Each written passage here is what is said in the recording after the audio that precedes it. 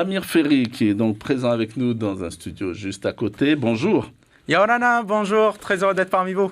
Alors, vous allez nous parler de vos projets que vous aimeriez voir partagés, en tous les cas, avec la Polynésie, notamment dans le secteur de la jeunesse, de l'éducation.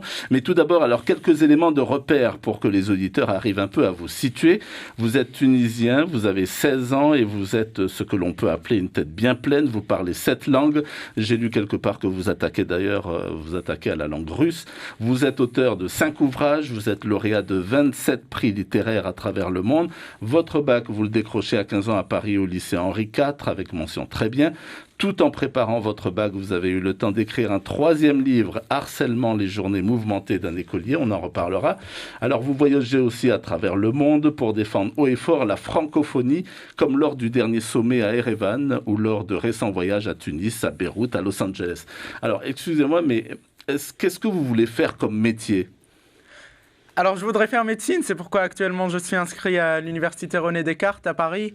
Et je crois que j'ai un cœur qui est plutôt scientifique, mais qui souhaiterait aussi jongler avec la littérature et la culture. Alors, pris comme vous l'êtes, vous n'avez pas l'impression de sauter des étapes, de passer à côté, par exemple, de passions qui animent un adolescent de votre âge. Vous n'allez pas trop vite ? Alors non, pas du tout. C'est pourquoi j'aime beaucoup être réuni toujours avec les jeunes de mon âge. On se rendra tout à l'heure au collège Tipaerui et aussi à l'université de la Polynésie française, parce que la jeunesse, c'est ça son atout, c'est ça sa beauté, sa particularité, c'est que l'on a une innocence et je souhaiterais que celle-ci soit préservée. D'ailleurs, dans le cadre de mes actions, j'aimerais toujours que le message que je souhaite défendre à l'échelle internationale soit un message d'innocence. Et pour pouvoir passer ce message, j'ai besoin d'être un jeune parce que c'est cela qui nous réunit et c'est cela qui nous permet de rêver. D'accord. Malgré tous les sujets sérieux que vous abordez, en tous les cas, vous jouez par exemple à la PlayStation ? Xbox plutôt. Xbox, vous allez encore plus vite, décidément. Bon, alors, sinon, il y a un projet qui vous tient particulièrement à cœur, c'est construire une école à Mossoul. Pourquoi ce choix, Mossoul ? Voilà, alors actuellement, la question des enfants réfugiés me préoccupe énormément car des jeunes sont au milieu de la route et n'ont pas accès à l'éducation. Alors qu'on parle de l'éducation comme une chance pour toutes et tous, on a des conventions internationales qui sont signées, comme celle de 1989, par exemple, à l'UNICEF, et pourtant, dans certains endroits, dans certains pays, les jeunes n'ont pas accès à l'éducation.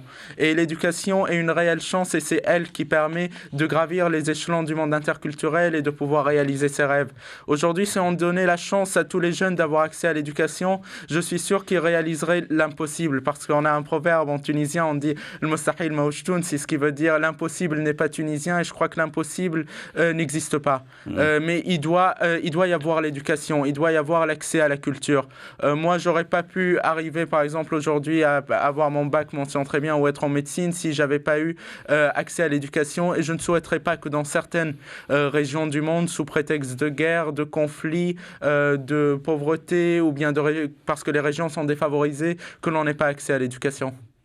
Alors, voilà pour Mossoul. Pourquoi la Polynésie maintenant ? Voilà. Alors, je souhaite passer un message de paix et de tolérance. C'est ça qui est extrêmement important, je trouve, aujourd'hui pour la jeunesse. Si on souhaite que la jeunesse réalise ses rêves et ses objectifs, elle a besoin de paix, elle a besoin de tolérance. Et malheureusement, on n'a pas toujours les meilleurs exemples au monde pour les montrer, pour les mettre en lumière. Et j'avoue, lorsque je suis arrivé en Polynésie française, à Tahiti, rien que le sourire polynésien, l'accueil polynésien, l'hospitalité polynésienne, c'était plus qu'impressionnant. On est au plein milieu de l'océan Pacifique et lorsqu'on se trouve en Polynésie française, notre cœur ne cesse de battre en disant « J'aime Tahiti, j'aime Bora Bora, j'aime Montréal, j'aime la Polynésie française ». J'aimerais que le monde puisse découvrir cette hospitalité, que l'on puisse en prendre exemple, que l'on puisse savoir à quel point elle permet de réunir et à quel point elle est belle, cette Polynésie française.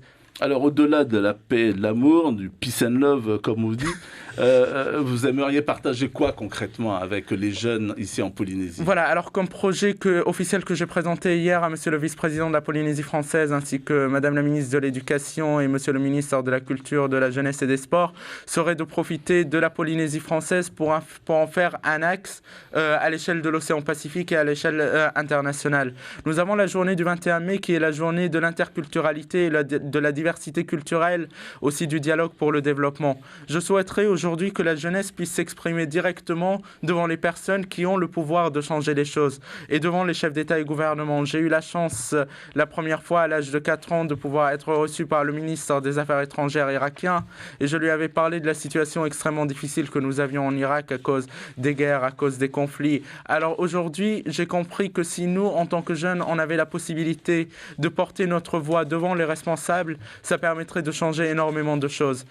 Durant cette journée du 21 mai, j'ai proposé à Monsieur le Vice-président que l'on puisse organiser un événement international à l'échelle de l'océan Pacifique, que l'on puisse réunir des jeunes de des différents archipels de la Polynésie française, des différentes îles qui puissent être réunis dans un même lieu, bien sûr tout avec le respect des conditions sanitaires et avec le respect des gestes barrières, mais qu'on ait un rassemblement de 2000-2500 jeunes par exemple, en présence des autorités, en présence de chefs d'État et gouvernement des pays de l'océan Pacifique, et que la jeunesse, devant ces chefs d'État et gouvernement, dise ce qu'elle pense de la paix, ce qu'elle pense de la tolérance et propose des solutions concrètes.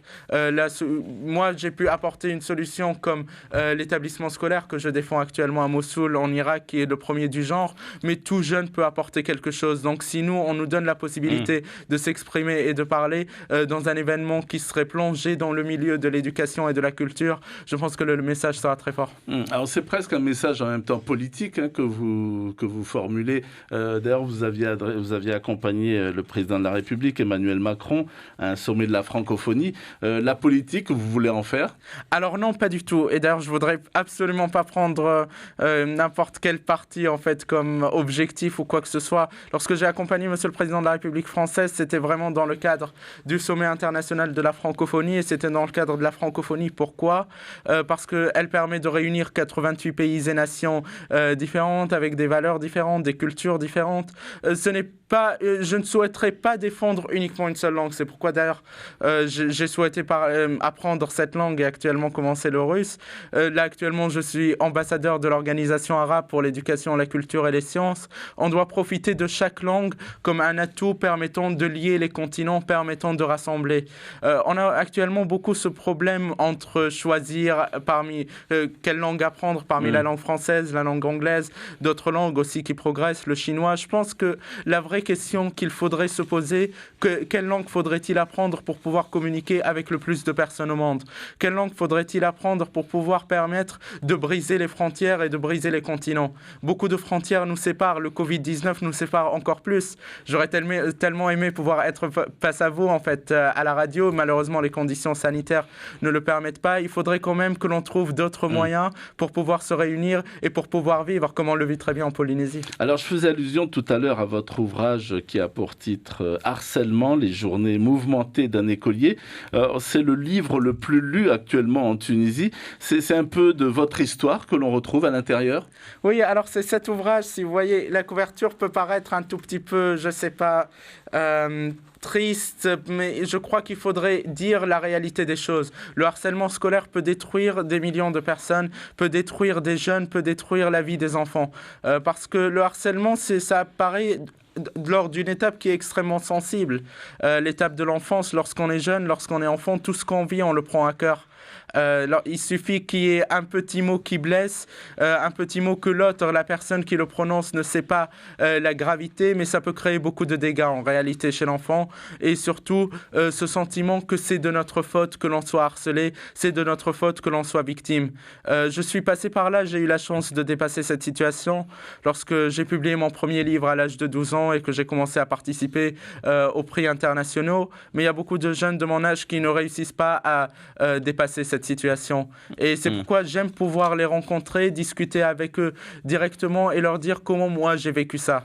J'ai changé 7 fois d'école en l'espace de quelques années parce que j'avais sauté une classe en Tunisie et le système n'existait pas dans le pays. Et il y a eu quelques problèmes aussi qui sont rajoutés quand je suis allé en France. Mais rapidement, lorsqu'on comprend que l'on doit toujours avoir confiance en soi et que ce n'est pas de notre faute d'être harcelé, d'ailleurs mon livre se termine par cette phrase, on peut dépasser cette situation. C'est quelque chose qui vous marque encore aujourd'hui au quotidien ? Bien sûr, moi ce qui me marque, c'est qu'on n'a toujours pas compris qu'il n'y a absolument aucune raison de vouloir combattre la différence de l'autre. que ce soit une différence au niveau de la couleur de peau, que ce soit au niveau de la langue qu'on parle, au niveau de la façon avec laquelle on pense. Les différences, on doit en profiter, ce sont des atouts, ce sont des chances. Pourquoi aujourd'hui gâcher la vie d'un enfant, gâcher la vie d'un jeune et détruire tout son avenir professionnel simplement à cause de la différence, alors que nous, lorsqu'on vient ici et l'on voit les différences qui sont énormes entre les différents archipels de la Polynésie française, on prend goût à ça, on prend plaisir, on souhaite en profiter au maximum. J'aimerais que la Polynésie française, dans ce sens, lorsqu'elle est un symbole pour la paix et pour la tolérance, que le monde entier puisse en profiter. Alors, la francophonie, ce n'est pas qu'une idée, donc un machin théorique comme ça où on se regarde le nombril. De quelle manière est-ce que la francophonie peut-elle être facteur, ou j'allais dire vecteur de développement ? Alors, j'aimerais beaucoup que l'on puisse utiliser la francophonie pour pouvoir mieux avancer dans les domaines de l'éducation et la culture. J'aimerais que la langue puisse permettre à des enfants qui, parfois, n'ont pas la possibilité d'apprendre, qui n'ont pas la possibilité d'étudier, que la langue française soit ce vecteur qui pourra les porter. Lorsque je pense, par exemple, à l'établissement scolaire que je suis en train de mettre en place actuellement en Irak, je vous explique un tout petit peu le concept. Donc, les enfants réfugiés dans le monde arabique et au niveau de la Méditerranée immigrent tous vers l'Europe.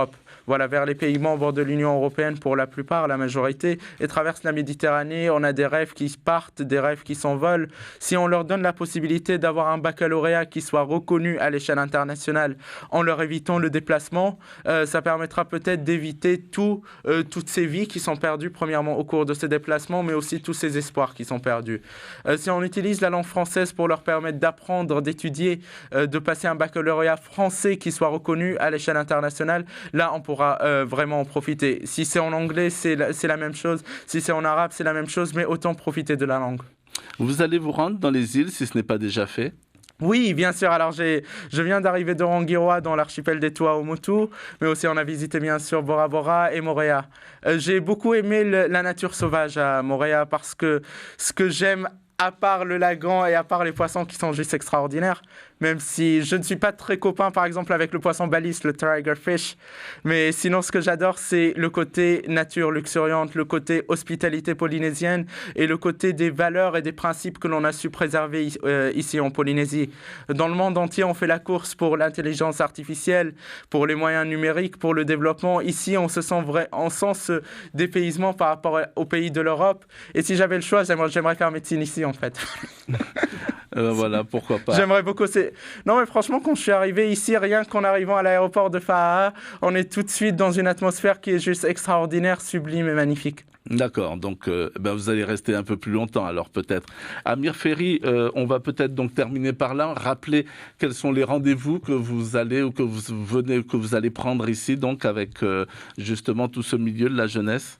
Oui, bien sûr. Alors moi, ce qui est le plus important pour moi, c'est de pouvoir avoir le dialogue de jeune à jeune. À mon âge, j'aimerais discuter avec des jeunes de mon âge. C'est pourquoi je me rends tout de suite au collège Tipaeroui dans exactement 38 minutes. Je pense que ce sera aussi couvert parce que le message que je souhaite passer avec la jeunesse au niveau du collège, c'est un message de non au harcèlement scolaire, un message venant de la part de la jeunesse directement, parce que là, c'est entendu. Lorsque le message il vient des jeunes, il a énormément d'impact. Alors si j'ai un conseil à donner aux jeunes, c'est vraiment de croire en leur voix et de savoir que rien n'est impossible. Et surtout, si on est tous réunis et qu'on a des objectifs qui sont dans les domaines de l'éducation, la culture, les sciences, si on veut s'amuser, si on veut profiter de notre jeunesse, il faut vraiment y aller à fond et il faut passer ce message. Je me rendrai par la suite à l'Université de la Polynésie française et j'aurai un entretien entre les deux avec Madame Isabelle Sachet, ministre chargée de l'égalité des droits. Et l'égalité des droits est extrêmement importante et on doit vraiment se concentrer sur l'égalité entre toutes et tous. Merci beaucoup Amir Ferry d'avoir répondu favorablement à notre invitation. Je rappelle que vous êtes ambassadeur de la francophonie, ambassadeur de l'Organisation arabe pour l'éducation, la culture et les sciences. Et donc à ce titre, eh bien, vous avez des projets, vous en avez parlé, vous allez vous rendre dans un instant au collège de Tipaeroui et puis ensuite donc à l'université pour échanger donc encore une fois avec les jeunes. Merci beaucoup. Merci à vous, merci infiniment. Merci.